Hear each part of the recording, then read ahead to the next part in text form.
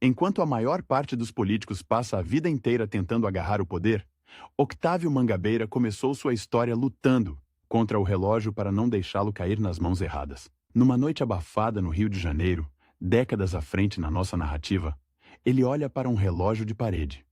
Faltam poucas horas para que seu maior concorrente, Getúlio Vargas, consolide o Estado Novo e transforme o Congresso num cenário vazio. De um lado, o líder autoritário. Do outro, o engenheiro baiano de fala mansa que acredita, quase teimosamente, que a palavra liberdade ainda pode significar alguma coisa. Entre os dois, um prazo cruel.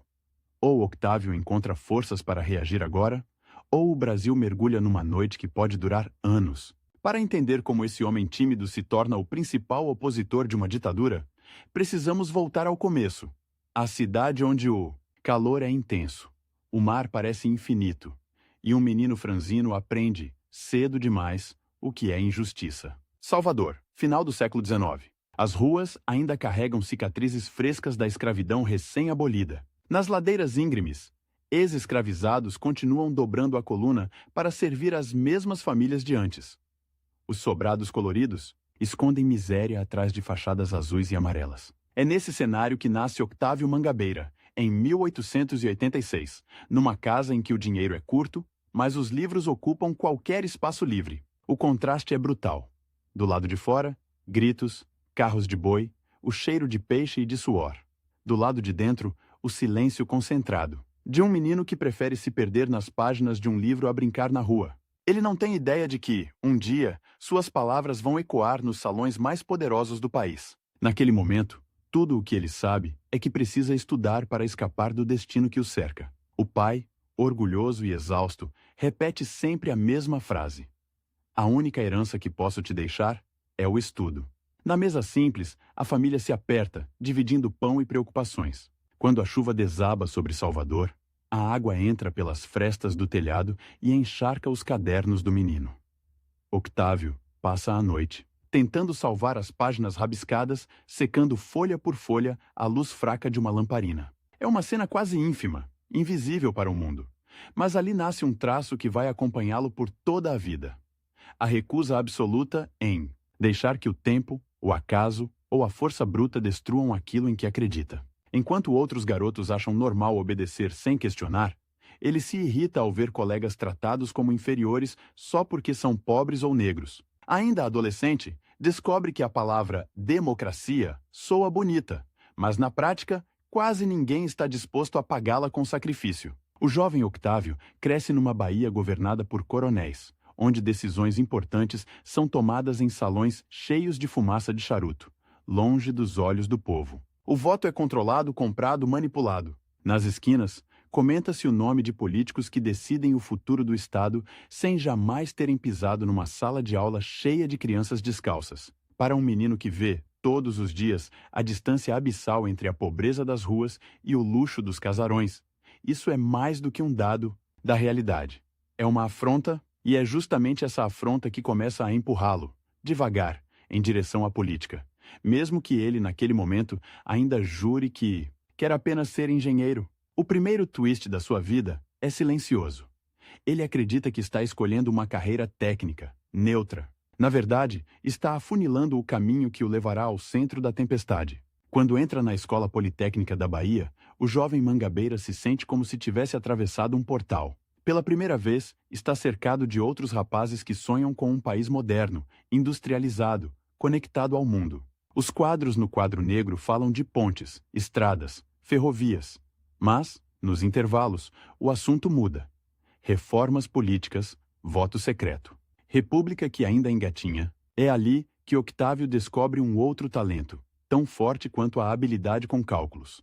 A capacidade de falar, com clareza e firmeza, sobre questões que todo mundo sente, mas poucos conseguem articular. Numa apresentação improvisada, ele defende diante dos colegas que o Brasil só terá futuro se o poder parar de ser monopólio de meia dúzia de famílias. O silêncio que se segue é pesado.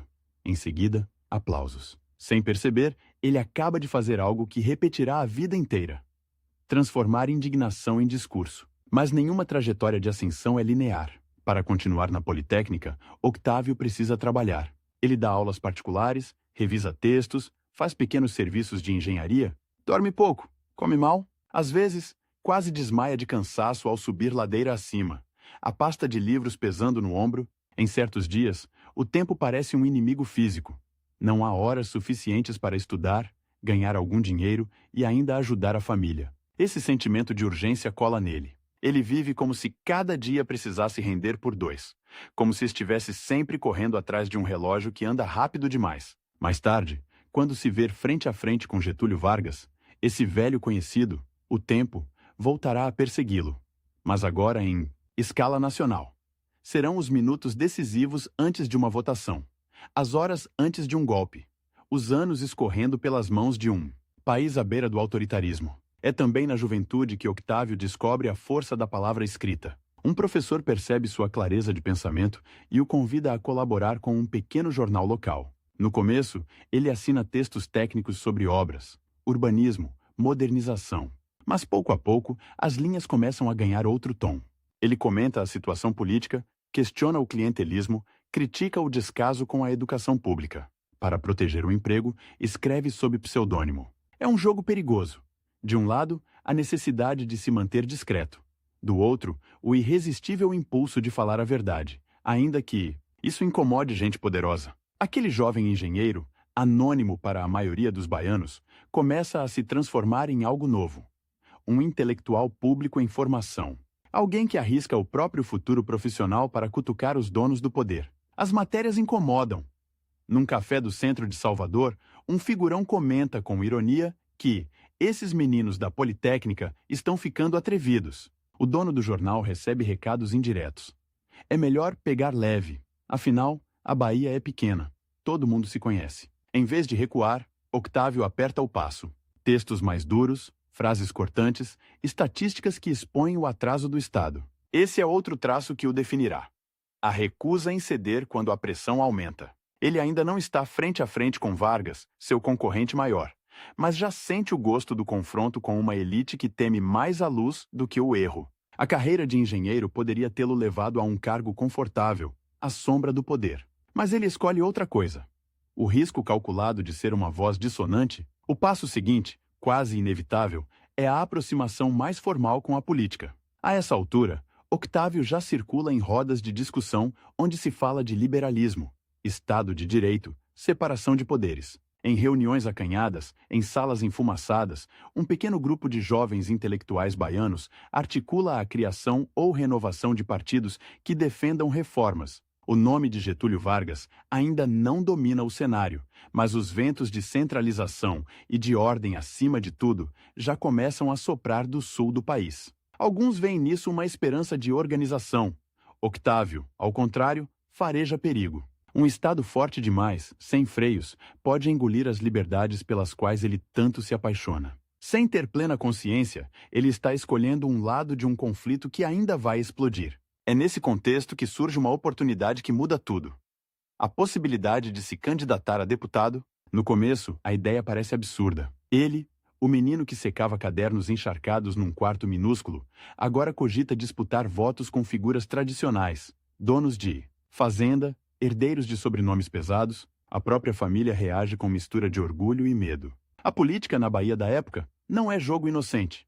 É terreno de ameaças, de negociações obscuras, de favores que se cobram caro. Mas a indignação acumulada ao longo dos anos fala mais alto. Ele aceita o desafio. A partir daí, o tempo deixa de ser apenas uma questão de agenda pessoal. Vira contagem regressiva. Há um número exato de dias até a eleição. Em cada um deles, ele precisa convencer mais pessoas da mesma ideia. O Brasil não pode continuar nas mãos dos mesmos, decidindo por todos. A campanha é quase artesanal. Sem grandes recursos, sem a máquina dos coronéis, Octávio percorre bairros populares, pequenas cidades do interior. Encontros discretos em casas de família, ele fala como sempre falou. Com clareza, sem promessas mirabolantes, mas com uma intensidade que surpreende quem o escuta. Em vez de distribuir favores, distribui argumentos. Em vez de sussurrar acordos em corredores escuros, discute em praça aberta o que pretende fazer. É uma aposta arriscada, quase inocente, numa política baseada em confiança racional, não em medo ou interesse imediato. Nos comitês de seus concorrentes, o clima é outro. Domam cabos eleitorais, controlam listas, combinam favores. Ele sabe que está em desvantagem. Sabe também que essa desvantagem o acompanhará pela vida inteira.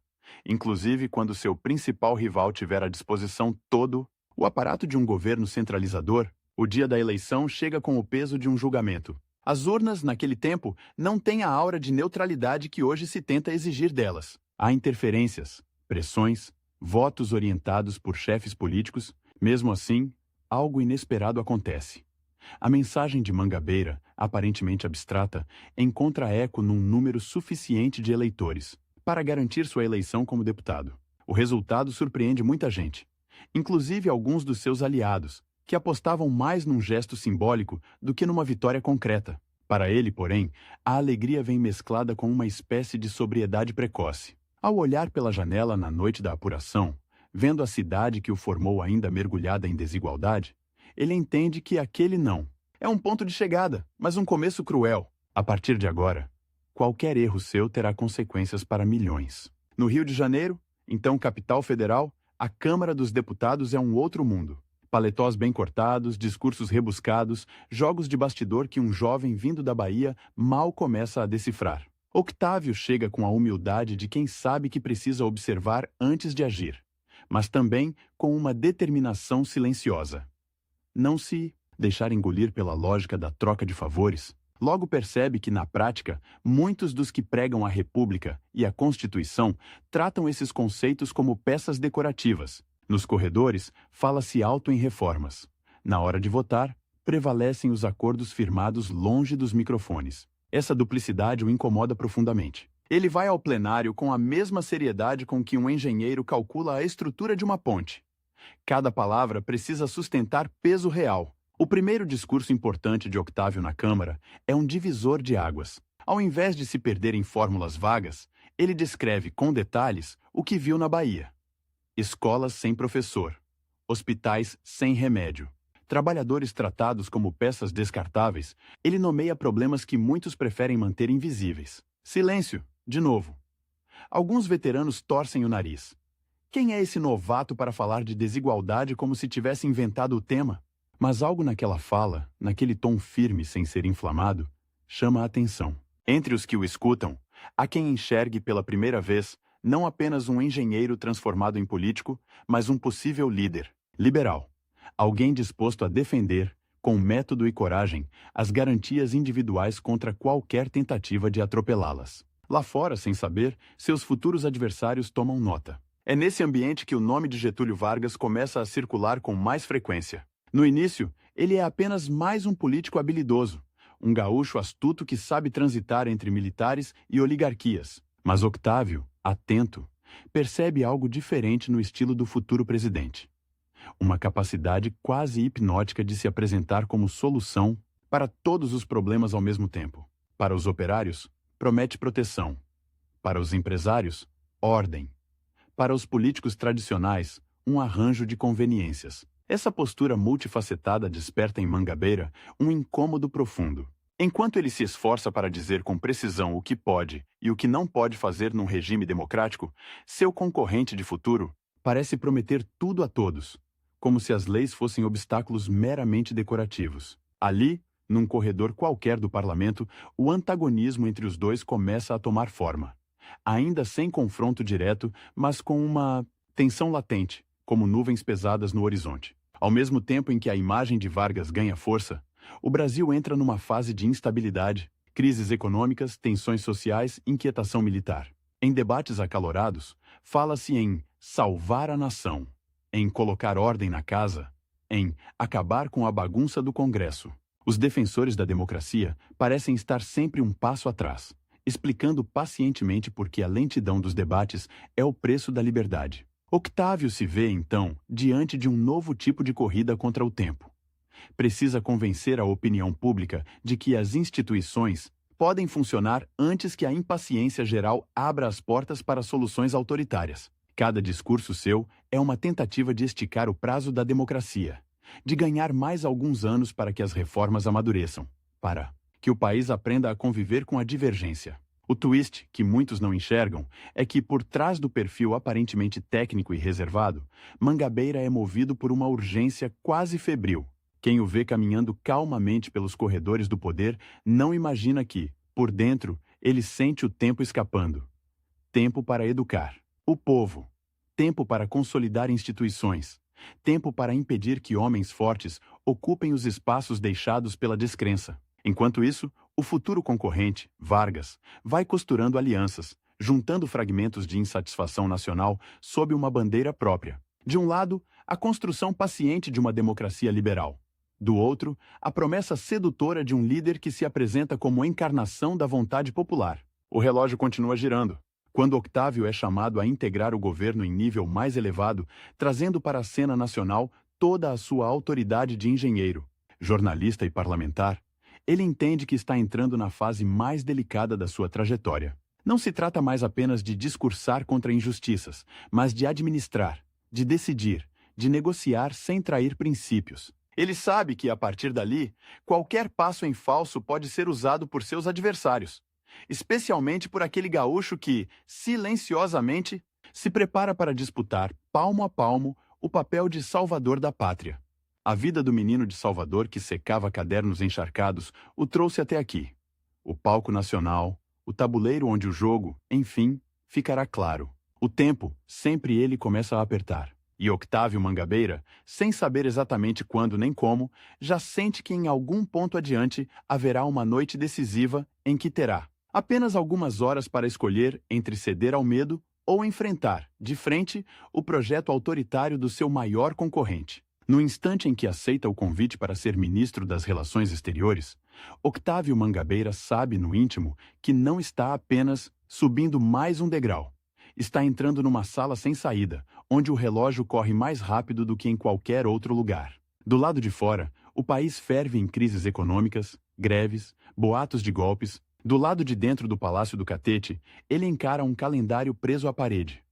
Faltam poucos meses para a eleição presidencial de 1930, a que pode consagrar seu aliado político, e, ao mesmo tempo, abrir a porta para a revanche do seu maior concorrente, Getúlio Vargas. É como se cada compromisso diplomático, cada tratado, cada recepção com taças de cristal escondesse, por trás do brilho, uma contagem regressiva invisível. O engenheiro baiano transforma-se, aos olhos do público, em chanceler da República. Nas fotografias de jornal, ele aparece de fraque, postura ereta, ao lado de embaixadores estrangeiros. A cena é elegante, quase solene, mas o contraste com o que fica de fora da moldura é brutal. Enquanto ele discute tarifas, fronteiras e acordos comerciais, milhões de brasileiros ainda vivem em casas de barro, iluminadas por lampiões, sem saber o que significa política externa. Octávio tenta usar o cargo para algo maior do que cerimônias. Ele acredita que, se o Brasil se mostrar ao mundo como uma democracia estável, respeitadora de contratos e liberdades, isso criará pressão interna para que as instituições se fortaleçam. É sua velha lógica de engenheiro aplicada à política.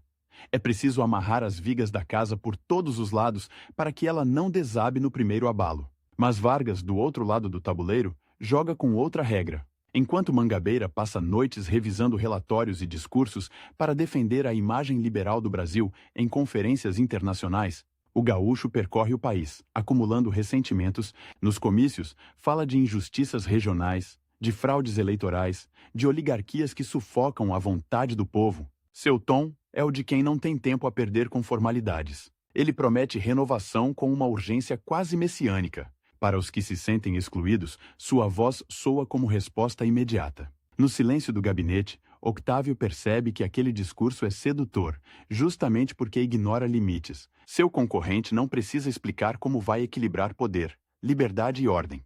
Basta garantir que, sob seu comando, tudo será resolvido. É aí que Mangabeira entende, com um arrepio, que não está apenas disputando cargos, mas lutando pela própria ideia de democracia diante de um país impaciente. Os meses que antecedem a eleição de 1930 são de uma tensão quase física. O governo de Washington Luiz aposta suas fichas em Júlio Prestes. Mangabeira, como ministro, torna-se uma espécie de rosto racional dessa continuidade. Aquele que explica, se justifica, dialoga com a imprensa e com diplomatas. Em reuniões fechadas, ele alerta. Se as denúncias de fraude não forem levadas a sério, se o processo não parecer minimamente justo, O resultado poderá ser contestado nas ruas e nos quartéis. Alguns colegas o acham alarmista. Outros preferem acreditar que, no fim, tudo se ajeita, como sempre. Mas ele sente, como quem checa os cálculos de uma ponte prestes a ser inaugurada, que há algo estruturalmente errado. A cada nova notícia de revolta regional, de coronel descontento, de tropa inquieta, a sensação de urgência aumenta. O tempo para corrigir o curso é curto demais. Quando a eleição acontece, o país inteiro parece suspenso num suspiro. Júlio Prestes é declarado vencedor, mas as sombras de contestação se alongam rapidamente. Nos jornais, manchetes acusam manipulação, compra de votos, pressão sobre eleitores. Mangabeira, fiel ao princípio de legalidade, insiste que o resultado deve ser respeitado, ainda que sob protestos, e que qualquer mudança deve ocorrer dentro das regras. Do outro lado, Vargas e seus aliados, inconformados, começam a costurar algo mais radical. Reuniões discretas, telegramas cifrados, promessas de apoio militar. Enquanto o ministro se esforça para convencer embaixadores de que o Brasil passa por tensões normais de uma democracia jovem, locomotivas, carregando homens armados, já começam a cruzar o interior em direção aos focos de rebelião. O choque entre as duas lógicas, a do acordo constitucional e a da ruptura, torna-se inevitável. O estopim vem com um tiro que ecoa muito além da sua vítima. O assassinato de João Pessoa, aliado de Vargas, explode como um clarão no noticiário. O corpo do político, exibido em fotografias chocantes, torna-se símbolo de uma suposta martirização da oposição. Para muitos, pouco importa o contexto real do crime. O que conta é a narrativa. Um país tão corroído pela injustiça que até seus líderes são abatidos em plena luz do dia. Nas ruas, discursos inflamados falam em vingança, em acertar as contas com o governo. Mangabeira assiste a essa escalada com a mesma sensação de impotência que teve, em criança, ao ver a chuva destruir seus cadernos. Há forças descontroladas em jogo, e ele tem apenas as mãos nuas da palavra para tentar conter a enxurrada. A Revolução de 1930 avança como um trem desgovernado. Tropas rebeladas, governadores depostos, telégrafos cortados. No Rio de Janeiro, o clima é de fim de era. No Palácio, alguns ainda acreditam que será possível negociar. Outros sugerem resistência armada, um último gesto de força para salvar a República. Octávio, fiel ao seu ideal, insiste que qualquer solução precisa preservar as instituições, não substituí-las por um homem forte. Em conversas a portas fechadas, recusa propostas de aderir ao movimento de Vargas em troca de garantias pessoais. É quase uma tentação cruel. Bastaria um gesto de acomodação, uma adesão pragmática, e ele poderia manter prestígio, cargo, influência. Mas ele sabe que, uma vez aberta a porta do atalho autoritário, o tempo da democracia entra em pausa. E pausas na história podem durar décadas. O desfecho vem rápido, quase sem chance de reação. Washington Luiz é deposto. Júlio Prestes impedido de tomar posse. E Getúlio Vargas entra na capital não como um presidente eleito, mas como chefe vitorioso de um movimento armado. Naquele momento, enquanto multidões curiosas se acotovelam nas ruas para ver a chegada do novo líder, Octávio Mangabeira sente, com uma lucidez quase dolorosa, que o Brasil atravessou uma linha invisível. Não se trata apenas da troca de um governo por outro. É a substituição da lógica do voto pela lógica da força. Ele, que havia sido ministro de uma ordem prestes a ruir, se vê transformado, de uma hora para outra, em símbolo de um antigo regime, que agora precisa ser varrido do mapa. O relógio, mais uma vez, acelera contra ele. As primeiras semanas do novo governo misturam promessa e ameaça. Vargas fala em reorganizar o país, em modernizar a administração, em dar voz aos trabalhadores. Muitos intelectuais, seduzidos pela ideia de um poder forte para fazer as reformas necessárias, aderem com entusiasmo. Mangabeira, ao contrário, enxerga nos decretos provisórios, nos interventores nomeados a dedo, nos sinais de concentração de poder, o esboço de algo mais sombrio. Ele tenta, pela palavra escrita e falada, defender a necessidade de convocar eleições, de restaurar o funcionamento pleno do Congresso, de estabelecer prazos claros para a transição. Cada artigo, cada discurso é mais um ato de desafio, e cada gesto desses encurta o tempo até a reação do novo regime. Não demora para que o concorrente transforme o opositor em alvo. As críticas de Octávio irritam, não tanto pelo volume, mas pela clareza. Ele não chama Vargas de tirano. Isso seria fácil de refutar. Em vez disso, aponta com frieza as contradições.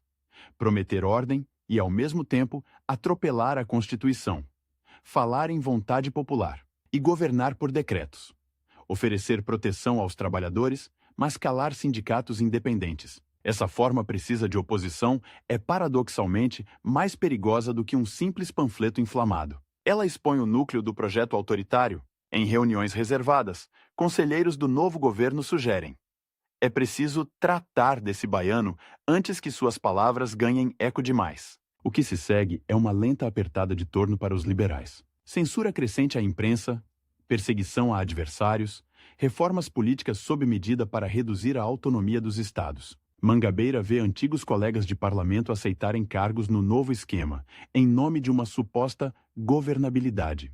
Ele recusa, sucessivamente, convites velados para se calar, para colaborar, para moderar o tom em troca de algum espaço. Em casa, a preocupação é constante. Amigos o aconselham a ser mais cuidadoso.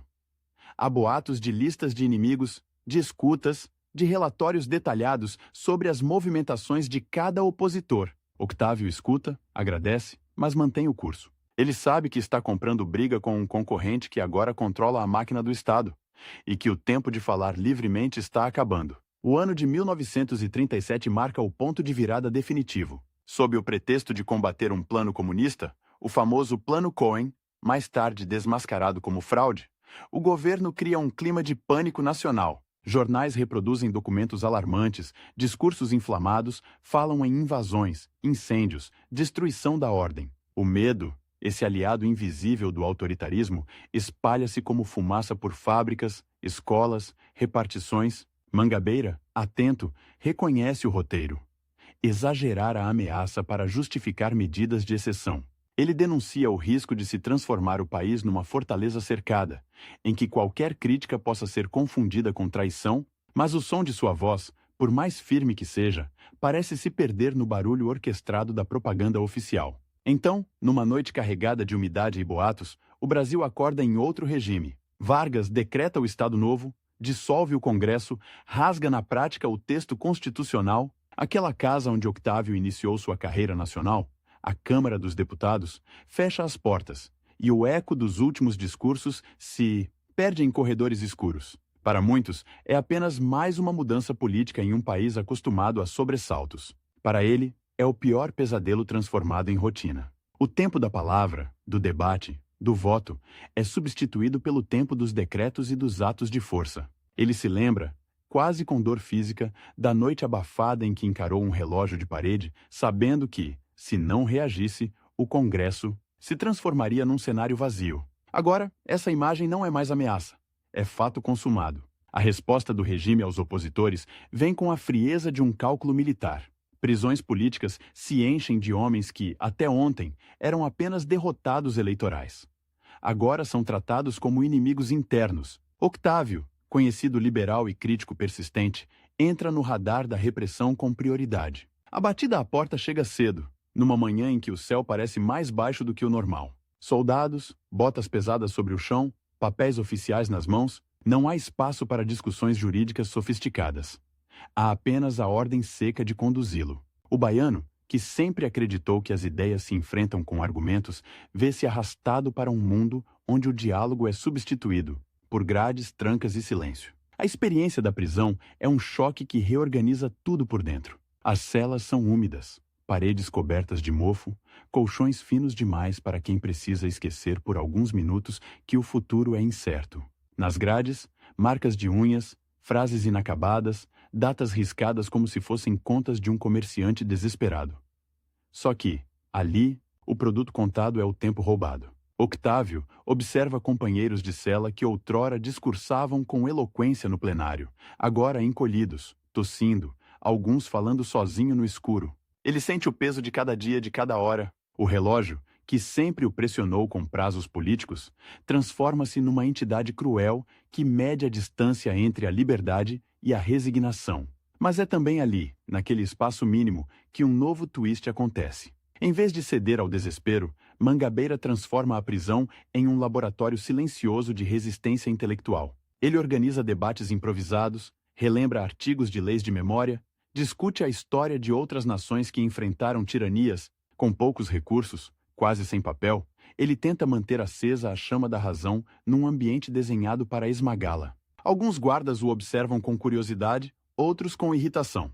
Para o regime, não há nada mais perigoso do que um homem que continua pensando livremente mesmo atrás das grades. A notícia de que ele, o velho ministro liberal, permanece firme e articulado, começa a circular como sussurro entre simpatizantes da democracia. A pressão internacional, somada a rearranjos internos, acaba abrindo uma fresta.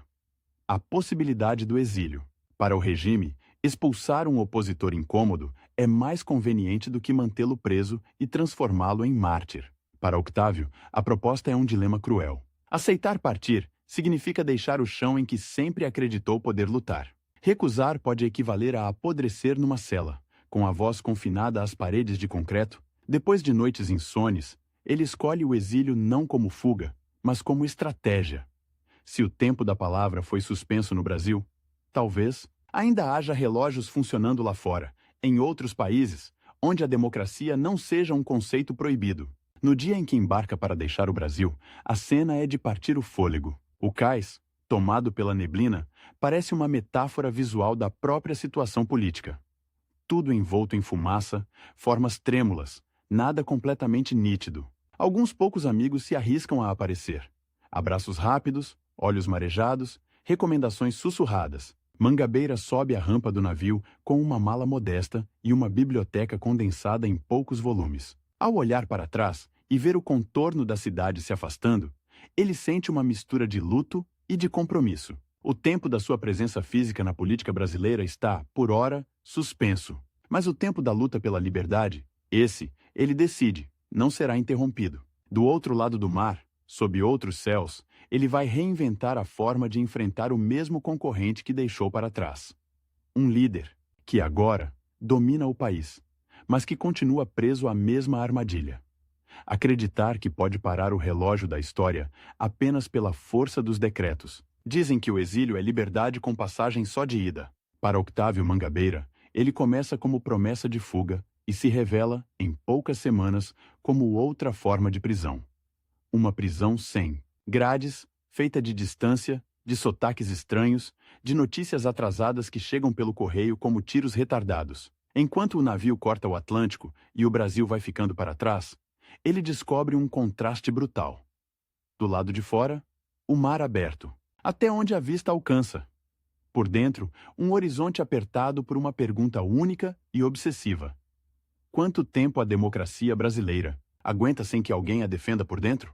Nos primeiros meses em solo estrangeiro, tudo parece estar em velocidade errada. As ruas amplas, os arranha-céus de vidro, os bondes ordenados, a luz elétrica que não falha, é como caminhar dentro de um futuro que o Brasil ainda não conhece. Mas esse futuro tem um preço. Em cafés barulhentos, quando tenta explicar quem é Getúlio Vargas, o que é o Estado Novo, o que significa fechar um congresso inteiro, com um decreto, percebe que, para muitos, aquilo soa como um enredo distante, quase exótico. É como se estivesse descrevendo um terremoto que só ele sente tremer de verdade. O relógio político lá fora gira em outra velocidade. O perigo para Octávio é que, enquanto o mundo olha para outra parte, o seu concorrente consolida um regime feito para durar. Ele se recusa a ser apenas mais um exilado melancólico. Aceita convites de universidades, participa de seminários, fala em auditórios cheios onde o silêncio é tão atento que chega a intimidar. Em inglês marcado pelo sotaque baiano, conta a história de um país que, em poucas décadas, saiu do império para a república. E agora, flerta com a tentação de um chefe que promete resolver tudo sozinho. Cada palestra é, ao mesmo tempo, aula e alerta. Ele mostra como decretos substituíram debates, como a censura engoliu jornais, como prisões cheias de políticos desarmados são apresentadas ao mundo como medida de segurança. Alguns ouvintes, chocados, perguntam se isso é mesmo possível em pleno século XX. Octávio responde com uma clareza que fere. É possível sim, e acontece mais rápido do que vocês imaginam. Aos poucos, seu nome volta a circular em círculos intelectuais e diplomáticos. Artigos assinados por ele atravessam fronteiras, publicados em jornais estrangeiros que descrevem o Brasil como um laboratório autoritário em plena América Latina. Para o regime de Vargas, isso é um incômodo constante. É como se aquele baiano, que eles haviam tentado silenciar trancando-o numa cela e depois empurrando-o para fora do país, tivesse descoberto um megafone invisível.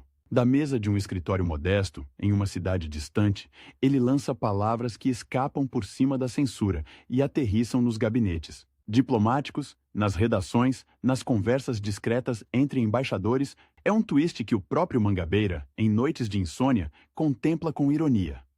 Nunca teve tão pouco poder formal. E ainda assim, raramente sua voz repercutiu tanto. Mas essa mesma posição tem um custo emocional quase insuportável. As cartas vindas da Bahia falam de amigos presos, de jornais fechados, de famílias vigiadas.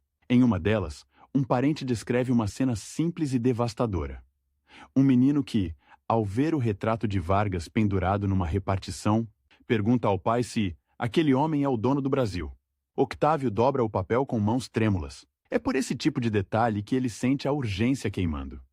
Enquanto permanece longe, o concorrente transforma não só as leis, mas o imaginário de uma geração inteira. Getúlio deixa de ser apenas um político, vira figura paterna, quase mito, estampado em paredes, discursos, canções. O baiano sabe que, quanto mais tempo isso durar, mais difícil será desfazer esse encanto. Os anos passam como páginas arrancadas sem cuidado. A guerra estoura na Europa, o mundo se reorganiza, ditaduras caem, novas alianças surgem. Em mapas espalhados sobre uma mesa, Octávio acompanha frentes de batalha e percebe um padrão cruel. Regimes que apostaram na força bruta, cercados de propaganda e de culto à personalidade, começam a desmoronar sob o peso das próprias contradições. Ele enxerga ali um aviso e uma oportunidade. Se até as máquinas de guerra mais impressionantes do planeta não foram capazes de congelar a história, como imaginar que o Estado novo resistirá indefinidamente? Em conversas com outros exilados, arrisca previsões. Quando esse ciclo de ferro e sangue acabar, diz, as grandes potências vão exigir dos seus aliados aquilo que Getúlio mais teme: abertura, Constituição, eleições. É como se pela primeira vez em anos ele visse o ponteiro do relógio se mover a seu favor. O aviso chega não por telegrama oficial, mas por uma carta apressada, com letras inclinadas. O Estado Novo começa a se rachar. Generais descontentes, pressão externa, cansaço interno. O regime que parecia inabalável começa a ceder à mesma lógica que sempre ignorou. Nenhuma força dura para sempre. Quando finalmente a notícia se confirma, Vargas deposto, promessa de redemocratização, convocação de eleições, Octávio sente um misto de alívio e de urgência que quase o deixa sem ar. A chance que ele esperou durante anos se apresenta, mas não como um convite calmo, e sim como uma ordem silenciosa. Volte agora. Cada dia a mais fora do país é um dia em que outros podem ocupar o espaço que ele tanto se esforçou para manter vivo na imaginação dos brasileiros. O retorno ao Brasil não tem nada de triunfal no sentido clássico. Não há tapete vermelho, banda de música ou carros oficiais. Há, sim, um punhado de amigos no cais, abraços que parecem tentar compensar anos de ausência em segundos, e um detalhe que o comove profundamente. Um antigo eleitor de Feira de Santana, já de cabelos brancos, que viajou horas apenas para poder apertar sua mão e dizer: "Eu sabia que o senhor voltava." A frase é simples, mas carrega algo maior do que lealdade pessoal. É a prova de que, apesar da propaganda, da censura, dos anos de silêncio forçado, a memória do velho liberal sobreviveu em bolsões de resistência espalhados pelo país. O relógio corre, mas ainda não apagou tudo. Na nova conjuntura, os papéis se invertem de um jeito quase cinematográfico. Getúlio, o antigo chefe todo-poderoso, torna-se ex-presidente afastado, vigiado, obrigado a negociar sua sobrevivência política. Octávio, o exilado sem mandato, reaparece como símbolo de uma velha ideia que, de repente, volta a ser moderna. A de que o poder precisa de limites de partidos, de imprensa livre, de alternância. A fundação da União Democrática Nacional dá forma organizativa a essa energia dispersa. Nos salões apertados onde o partido nasce, Mangabeira é uma figura central. Sua biografia, marcada por prisões, cassações e exílio, funciona quase como credencial moral. Quando ele fala em tribunas improvisadas que democracia não é bandeira de conveniência, é compromisso para os dias bons e para os dias ruins. Ninguém duvida que sabe do que está falando.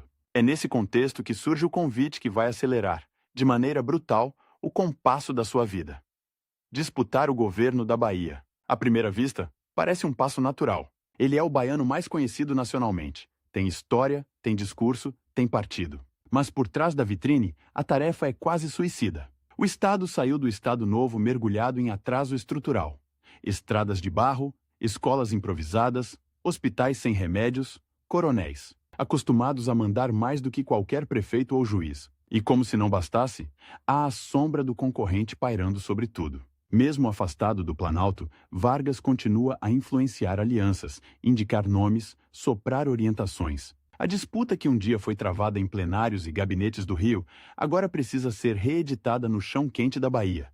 Voto a voto, comícios a comícios. Mangabeira aceita sabendo que o tempo é curto e cruel. A campanha é comprimida, os recursos são escassos, as máquinas locais, acostumadas a obedecer ao poder central, olham para ele com desconfiança. Em discursos sob o sol de rachar de Alagoinhas, Juazeiro, Ilhéus, ele fala não apenas de promessas, mas de prazos. Se eu tiver 4 anos, repete, 4 anos apenas, posso começar a mudar a cara deste Estado. Mas não posso fazer isso sozinho. Nem posso fazer isso contra a vontade de vocês. É um pacto explícito com o relógio. Ele sabe que não terá tempo para obras gigantescas de efeito imediato. Terá, no máximo, a chance de lançar fundamentos que talvez só deem frutos depois que ele já não estiver no cargo. Ainda assim, insiste. Porque entende que, se a democracia não mostrar que sabe entregar resultados concretos, o discurso autoritário sempre encontrará brechas para se apresentar como atalho.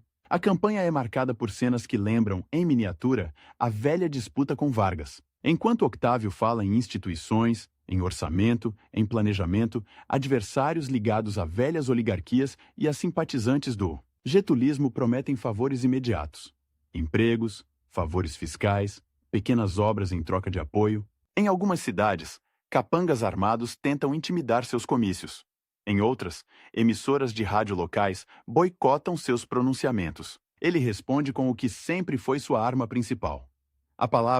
Não a palavra vazia de slogans, mas aqui explica, compara, expõe contradições. Em um discurso que ficaria famoso, descreve a diferença entre dar um saco de mantimentos hoje e manter um povo inteiro, por décadas, dependente do próximo saco.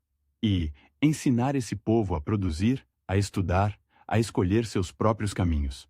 A plateia, em silêncio denso, parece entender que não se trata apenas de uma eleição, mas de uma disputa entre duas maneiras de imaginar o futuro. Quando o resultado finalmente sai, não é uma vitória confortável. É uma margem estreita, conquistada voto a voto, urna a urna, com denúncias de pressão, tentativas de fraude, boatos de viradas de última hora. Por algumas horas, o Estado vive na corda bamba, sem saber quem será seu novo governador. A notícia de que Octávio Mangabeira foi eleito chega a ele numa sala apertada, onde assessores tinham preparado discursos para os 2 cenários. O baiano respira fundo, guarda no bolso o papel que nunca usará, o de derrota, e encara o outro texto, ainda em branco. Ele entende que, a partir daquele momento, não adianta mais falar apenas contra o autoritarismo abstrato de um regime deposto. Será preciso provar, na prática, que é possível governar com firmeza sem ser dono de tudo. E o relógio, de novo, começa a contar de trás para frente. 4 anos, 3, 2, 1. Assumir o governo da Bahia é como entrar num prédio antigo, rachado, com infiltrações por toda parte, e receber a ordem de reformar, sem tirar ninguém de dentro. Mangabeira encontra cofres quase vazios, contratos nebulosos, servidores desmotivados, elites locais acostumadas a confundir interesse público com patrimônio privado. Logo nos primeiros meses, enfrenta um dilema clássico: investir em obras vistosas que rendam manchetes e placas com seu nome, ou atacar problemas de base, menos fotogênicos, porém decisivos. Escolhe o caminho mais difícil. Em vez de inaugurar estátuas, multiplica salas de aula. Em vez de tapar buracos com pressa, desenha projetos de estradas que não apenas liguem cidades grandes, mas integrem regiões esquecidas. Em vez de distribuir cargos como prêmio, tenta profissionalizar parte da administração. Paga caro por isso. Muitos aliados esperavam benesses imediatas e, contrariados, começam a conspirar. Ao mesmo tempo, a sombra do concorrente volta a se aproximar do centro da cena. Getúlio Vargas, que parecia um personagem do passado recente, move-se com habilidade nos bastidores, reconstrói alianças, constrói, A imagem de um pai dos pobres injustiçado pelo sistema. Quando anuncia sua candidatura à presidência da República, a notícia cai sobre o gabinete de Octávio como uma espécie de déjà-vu distorcido. É como se a história, em vez de seguir em linha reta, tivesse dado uma volta para cair no mesmo ponto, porém com novos elementos. Agora, o duelo não é mais entre um ministro liberal e um chefe revolucionário, mas entre um governador que tenta mostrar que a democracia funciona e um ex-ditador que volta, pela via eleitoral, vendendo a promessa de proteção e carisma. A contagem regressiva ganha camadas.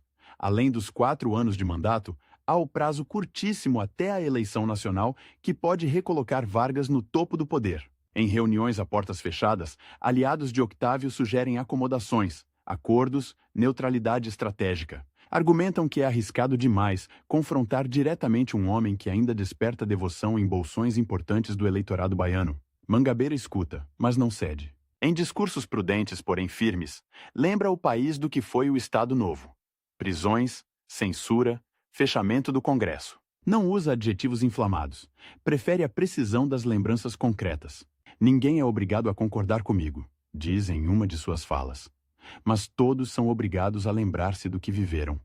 Quem viveu sem poder votar, sem poder falar, sem poder ler jornais livres, sabe do que estou falando. É um apelo à memória num país acostumado a esquecer rápido demais. Enquanto essa batalha de narrativas se desenrola, o dia a dia do governo continua implacável. O telefone não para. Notícias de enchentes em cidades do interior, epidemias em áreas sem saneamento, conflitos fundiários em regiões. Onde a lei chega atrasada, quando chega, Octávio passa noites sobre pilhas de relatórios, rabiscando anotações, traçando prioridades, sabendo que não terá tempo de chegar a tudo. Em uma visita a um hospital público, vê corredores lotados, crianças deitadas em macas improvisadas, mães com olhos fundos de cansaço. Uma delas segura sua mão e pergunta, quase num sussurro: Doutor, quando é que isso melhora? Ele não tem resposta pronta. Sabe que qualquer uma soaria falsa. Ao sair, decide que aquela cena, mais do que qualquer comício, será seu relógio interno. Não se trata mais apenas de ganhar ou perder disputas com Vargas, mas de arrancar, à força, alguns avanços concretos de um sistema que insiste em permanecer atrasado. Apesar de todos os obstáculos, alguns resultados começam a aparecer. Novas escolas se espalham pelo mapa como pequenas luzes acesas na escuridão. Estradas antes intransitáveis durante metade do ano passam a permitir que caminhões de alimentos cheguem a vilas isoladas. Programas de formação de professores, tímidos ainda, plantam sementes que talvez só germinem completamente bem depois de o seu governo acabar. Em relatórios enviados à imprensa e a aliados nacionais, esses avanços são traduzidos em números, gráficos, comparações. Mas para ele, o que pesa de verdade são as cenas miúdas. Um grupo de crianças que soletra as primeiras palavras em uma sala branca, recém-pintada. Um agricultor que, ao ver um caminhão da prefeitura chegar com equipamentos, comenta que, agora sim, o governo existe de verdade. Mesmo assim, a sensação de insuficiência não desaparece. Cada conquista vem acompanhada da consciência de tudo o que ainda falta. O tempo, esse velho adversário, continua a correr numa direção só. A eleição que traz Vargas de volta à presidência, pela via do voto, é um golpe duro, ainda que esperado. Para Octávio, há naquilo uma ironia dolorosa. O país que ele tentou proteger do autoritarismo agora acolhe, por decisão popular, os Indositi, mesmo líder que um dia calou o Congresso. Mas, diferente de 1930, ele não está mais num gabinete isolado, cercado por poucos aliados. Está à frente de um Estado, com obra realizada, com uma base política que aprendeu a associar sua figura à ideia de democracia consequente. O velho duelo com o concorrente ganha assim contornos mais complexos. Já não é apenas uma luta entre dois homens, mas entre dois modos de relacionar poder e povo. Quando seu mandato como governador se aproxima do fim, Octávio Mangabeira percebe que vive, ao mesmo tempo, um encerramento e um recomeço. De um lado, há a exaustão física evidente. Noites mal dormidas, viagens intermináveis pelo interior, desgastes acumulados de décadas, de confronto com forças maiores do que ele. De outro, há uma energia estranha, quase juvenil, que vem da certeza de que, pela primeira vez em muito tempo, ele não é apenas o crítico de um sistema, mas alguém que mostrou na prática uma alternativa. Ao preparar a transição para o sucessor, organiza pilhas de relatórios, deixa orientações, insiste em que certas políticas não sejam abandonadas.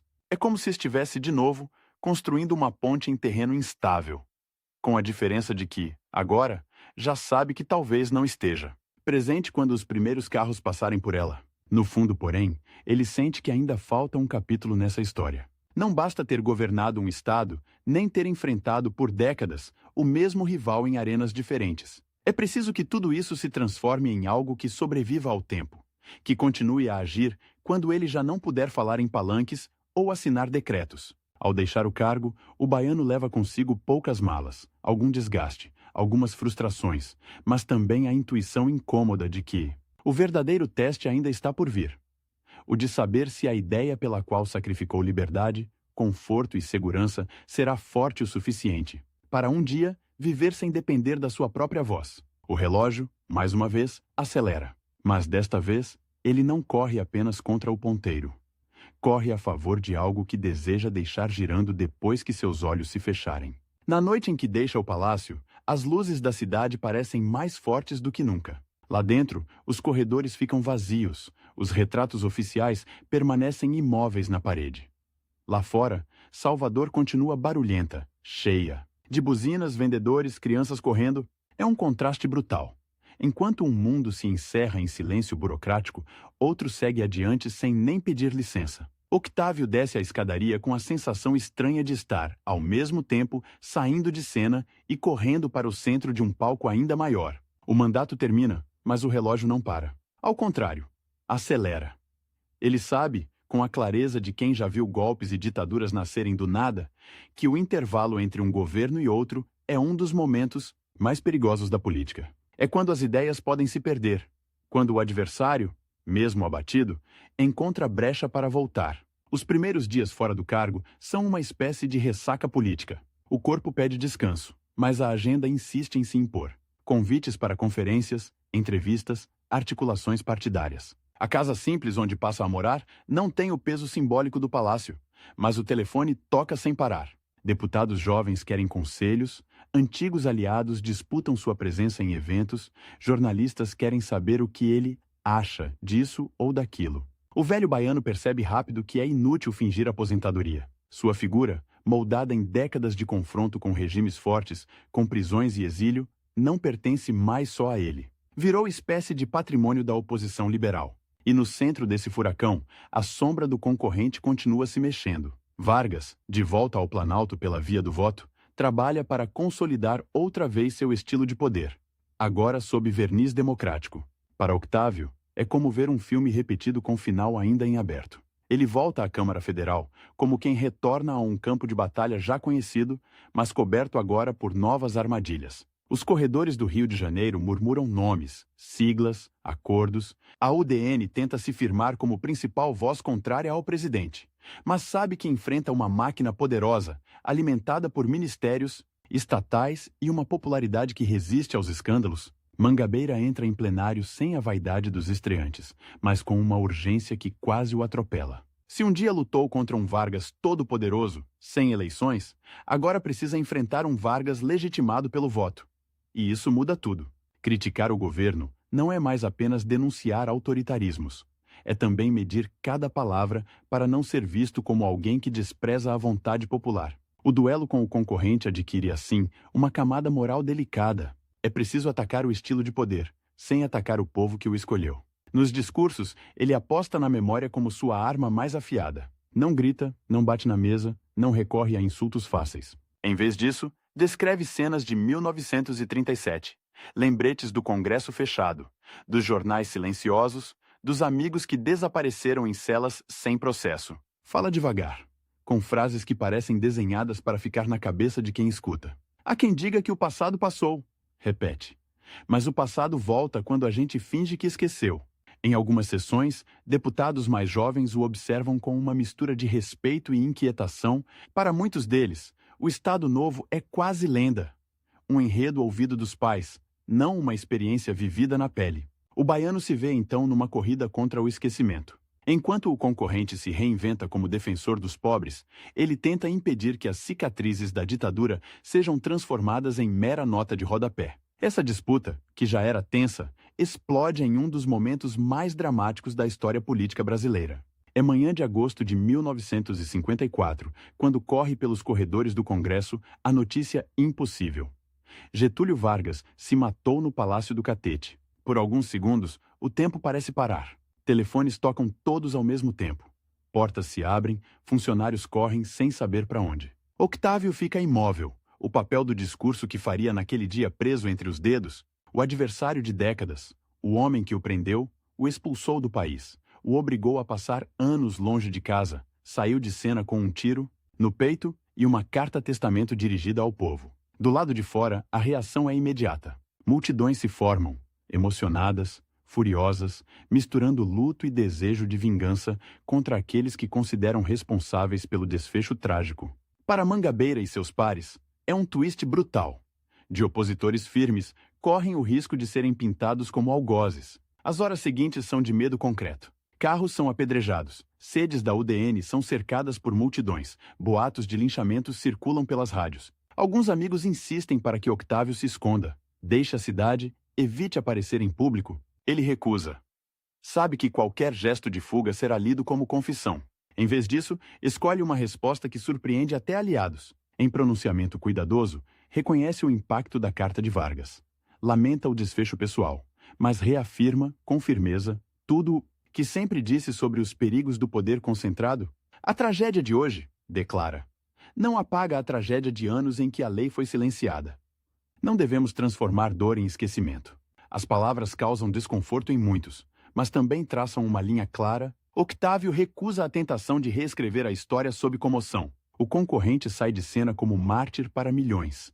E essa nova forma de presença, simbólica, quase religiosa, talvez seja ainda mais difícil de enfrentar. A partir daí, o duelo muda de forma. Ele já não combate um homem de carne e osso sentado numa cadeira de presidente. Luta contra um mito em construção, alimentado por saudade, injustiças reais e memórias selecionadas. Nas praças, o retrato de Vargas agora aparece em altares improvisados, entre velas e flores. Em conversas de bar, ouvintes emocionados recitam trechos da carta-testamento como se fossem versos sagrados. A figura do pai dos pobres cresce justamente no meio das contradições que ele sempre denunciou. Octávio entende que não adianta tentar apagar esse sentimento.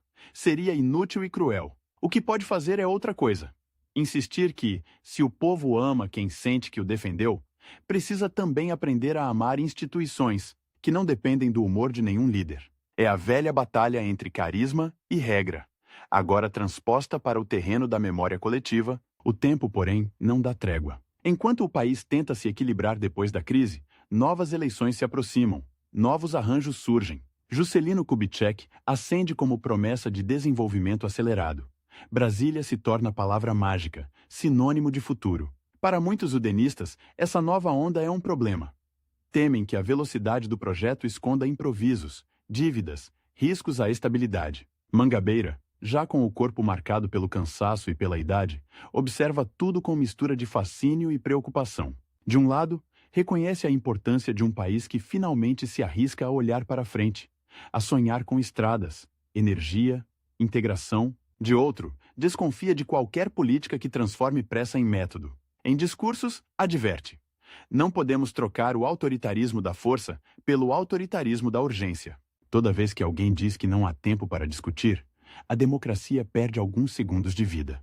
Nos bastidores, ele assume um papel menos visível, porém decisivo. Reúne jovens parlamentares em conversas longas, noite adentro, explicando pacientemente como funcionam os mecanismos que, se forem respeitados, protegem o país do improviso e da tentação messiânica. Conta histórias do passado não para exibir cicatrizes, mas para que sirvam de mapa. Lembra como pequenas concessões, um decreto aqui, uma exceção ali, apenas desta vez acolá, abriram caminho para o golpe de 1937. Insiste em que, por mais sedutor que seja apoiar um governante bem-intencionado que pede poderes extraordinários, é preciso perguntar: e quando vier outro, menos virtuoso, com os mesmos poderes na mão? O limite de tempo que agora o atormenta não é apenas o dele, biológico, marcado por exames médicos que começam a trazer notícias pouco animadoras. É o tempo institucional. O intervalo estreito entre uma democracia ainda jovem e forças que, muitas vezes em nome de salvar o país, se dispõem a sufocá-la. Os médicos, discretos, falam em cuidar do coração, em diminuir o ritmo, em escolher melhor as batalhas. Octávio responde com um sorriso irônico. Doutor, se eu escolher menos batalhas, o senhor vai me receitar o quê? Esquecimento? Ainda assim, sente no corpo que não é mais o jovem engenheiro que um dia calculava estruturas metálicas no silêncio de um escritório. Cada viagem ao interior, cada vigília no plenário, cada noite mal dormida pesa um pouco mais. Mas há também um tipo de energia nova que vem do reconhecimento. Em auditórios lotados de estudantes, vê olhos atentos que já não o enxergam apenas como opositor de Vargas, mas como símbolo de uma tradição liberal que, apesar de tantas derrotas, continua de pé. Em algumas universidades, é apresentado como professor da democracia brasileira. Um título que o diverte e comove na mesma medida. Quando surge a oportunidade de disputar uma vaga no Senado, muitos supõem que ele recusará, alegando cansaço, idade, saúde, mas para surpresa geral, aceita. Explica que a Câmara é importante, mas que o Senado, com seu ritmo mais lento e mandato mais longo, pode oferecer justamente o que ele sente faltar. Tempo. Tempo para discutir em profundidade reformas institucionais. Tempo para construir pontes entre gerações.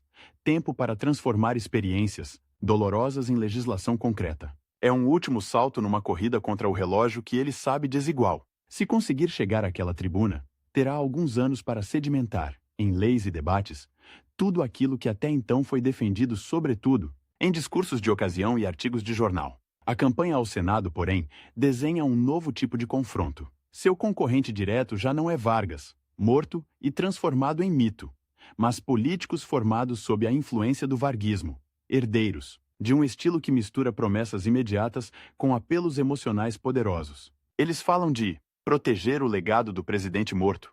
Acusam a UDN de representar elites frias, distantes, desconectadas do sofrimento popular. Octávio responde com firmeza, mas evita ataques pessoais. Prefere mais uma vez contar histórias. Lembra-se num comício de uma noite no exílio em que escutou, de longe, um rádio transmitindo um discurso de Vargas, cheio de aplausos. Conta como aquilo doeu, não porque o concorrente estivesse forte, mas porque significava que o povo não sabia o que ele, exilado, sabia. Hoje, diz, vocês sabem. Viveram, viram, sentiram na pele o que é um país sem liberdade. Se ainda assim escolherem quem despreza a lei, não será por ignorância, será por desistência. E eu não acredito que a Bahia vá desistir. A resposta do eleitorado vem lenta, construída em conversas de calçada, em debates em feiras, em discussões em redações de jornais locais. Há quem o considere severo demais, distante das linguagens mais quentes da política. Mas há também quem reconheça naquela severidade um tipo de honestidade rara. Quando finalmente a contagem se encerra, o resultado confirma o que muitos já suspeitavam. Octávio Mangabeira é eleito senador. Não é uma vitória esmagadora, mas é sólida o suficiente para mostrar que, apesar da idade, da saúde frágil, da longa trajetória de derrotas e exílios, sua palavra ainda pesa. Ao receber a notícia, ele não comemora com estouros de champanhe. Senta-se, pega um pedaço de papel em branco e começa a rabiscar uma lista de temas que quer ver discutidos no Senado. Reforma eleitoral, garantias para a imprensa, limites claros aos estados de exceção. O mandato nem começou e o relógio, mais uma vez, já corre. O twist cruel vem antes que ele possa testar de fato esse novo espaço. No meio dos preparativos para a posse, entre encontros, planos de discursos, conversas com assessores sobre comissões e prioridades, o corpo finalmente cobra a conta inteira. Uma crise mais forte, um mal-estar que não passa, exames que já não deixam margem para a esperança de longos prazos. Os médicos agora não falam mais em diminuir o ritmo, pedem descanso total. Amigos propõem que ele renuncie, que aceite o limite biológico como um fato incontornável, que se preserve para viver, enfim, alguns anos de tranquilidade doméstica. Octávio escuta, silencioso. Sabe que o coração, esse relógio íntimo, está mais próximo do fim do que do começo. Mas também sabe que a construção de um país que respeite a liberdade não espera por diagnósticos médicos. Nos poucos discursos que ainda consegue fazer, há uma tonalidade diferente, como se cada frase carregasse a consciência de que pode ser a última. Não há melodrama, não há confissão lacrimosa. Há uma espécie de urgência serena. Ele volta a falar dos jovens, da responsabilidade de quem ainda tem muitos anos pela frente. Se vocês que têm saúde, tempo e energia, diz a uma plateia de estudantes, não continuarem essa luta, o que fiz foi pouco. Democracia não é medalha de peito, é bastão de corrida. Se cair nas mãos erradas ou no chão da indiferença, tudo recomeça do zero. Alguns anotam as palavras em cadernos, outros apenas as guardam em silêncio.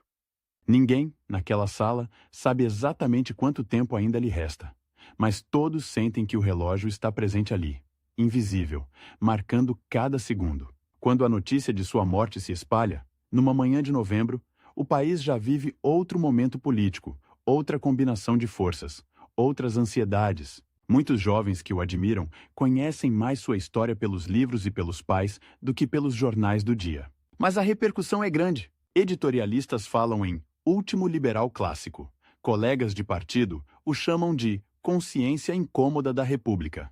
Adversários reconhecem, ainda que com reservas, sua coerência rara. Na Bahia, a comoção assume contornos mais íntimos. Em ruas empoeiradas de cidades do interior, senhores de cabelos brancos lembram o governador que apareceu por lá quando ninguém do poder central se lembrava de que aquele lugar existia. Professores de escolas simples contam aos alunos que o nome que agora batiza o estádio, o viaduto, a praça, não é apenas homenagem burocrática, mas um sinal de que, por um tempo, alguém tentou governar sem se ajoelhar ao velho jogo dos favores. Curiosamente, é no futebol que uma parte inesperada do seu legado se materializa com mais força simbólica. O grande estádio construído em Salvador, que recebe multidões barulhentas para ver a bola rolar, leva seu nome, Estádio Octávio Mangabeira. Para alguns, isso é apenas um detalhe. Para outros, há ali uma ironia bonita. Um homem que dedicou a vida a defender a ideia de que o povo deve ocupar as grandes arenas da República, o parlamento, os espaços de decisão. Acaba lembrado num lugar em que o povo se reúne para outra paixão coletiva. Em dias de clássico, dezenas de milhares de vozes gritam, xingam, vibram, sofrem. A maioria não pensa na biografia do senador morto, mas, sem saber, passam por portões que trazem seu nome, ocupam arquibancadas erguidas sob a promessa de um Estado mais moderno, mais aberto, mais seu. É como se, a cada jogo, a multidão repetisse, em outra linguagem, a ideia que o guiou, de que nenhum país vale a pena se não reservar lugar para os muitos. Com o passar dos anos, a figura de Octávio entra naquele território ambíguo em que a história decide quem lembra e quem esquece. Em períodos de estabilidade, seu nome aparece em notas de rodapé, em biografias especializadas, em discursos protocolares. Em momentos de ameaça à democracia, porém, volta à tona com força, como se fosse convocado do passado para servir de alerta. Quando alguém cogita fechar Congresso temporariamente, quando surgem vozes que pedem um líder forte que resolva tudo sem tanta conversa, sua trajetória retorna às manchetes, às aulas, às conversas. Professores contam aos alunos que houve um homem preso, exilado, insultado, que poderia ter se conformado com um cargo confortável, numa ditadura, mas escolheu o caminho mais duro, e que mesmo sem ver todas as suas ideias triunfarem, conseguiu ao menos plantar um antídoto. A noção de que a liberdade não é um luxo, mas um hábito que se treina todos os dias. O concorrente com quem travou seu duelo mais famoso, é verdade, continua vivo na memória popular em formas distintas. Para alguns, Vargas é o líder que protegeu os trabalhadores. Para outros, o ditador que calou a República. O fato de ambos coexistirem na lembrança coletiva, o pai dos pobres e o prisioneiro do Estado Novo, talvez seja o retrato mais fiel do país que ajudaram a moldar. Em certo sentido, a disputa entre os dois nunca se encerra. Ela reaparece, disfarçada, em cada debate sobre o papel do Estado, em cada discussão sobre o limite entre proteção social e controle político, em cada crise em que alguém sugere que, desta vez, vale a pena abrir mão de um pouco de liberdade em troca de segurança. De um lado, a sedução de um líder que promete cuidar de tudo, do outro, a voz persistente de Octávio Mangabeira, lembrando que nenhum governo, por mais benévolo que pareça, tem direito de tomar para si o que pertence ao conjunto da nação.